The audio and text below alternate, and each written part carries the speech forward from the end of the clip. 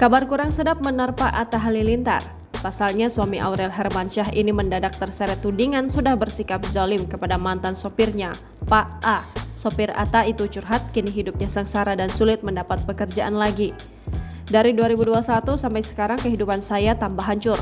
Penyebabnya saya dipublikasikan melalui medsos, YouTube, TV bahwa saya dapat gaji sangat fantastis 20 juta rupiah.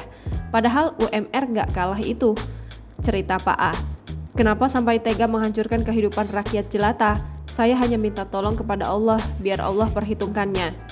Kontroversi Atta dengan mantan sopirnya pertama kali viral usai seseorang mengangkat kisah Pak A ke Twitter. Jalan ke tempat kerja nemu Pak Arman, curhat karena dibikin sengsara oleh Atta Halilintar.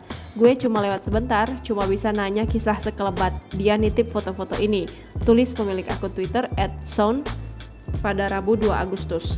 Usai viral tudingan Atta zalim ke mantan sopir, Pak A kini kembali muncul untuk mengklarifikasi. Pak A meminta maaf dan menegaskan tak ada niatan untuk menjelekkan image Atta. Ia bahkan berani bersumpah jika curhatannya tersebut tak ditujukan untuk Atta. Saya bukan menunjukkan kepada Bang Atta.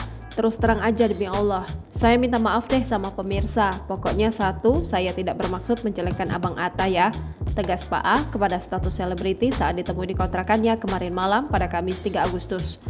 Sebaliknya, Pak A membenarkan jika Atta memang pernah memberinya modal untuk usaha. Pak A mengingat nominal yang diberikan Atta saat itu adalah 30 juta rupiah. Uang tersebut juga sudah ia pergunakan untuk membayar kontrakan dan biaya obat sang istri. Lebih lanjut, Pak A membongkar kemungkinan penyebab Atta tak lagi mempekerjakannya. Sadar usianya sudah senja, Pak A seolah memaklumi keputusan Atta. Jangan lupa subscribe, share, komen, dan like ya.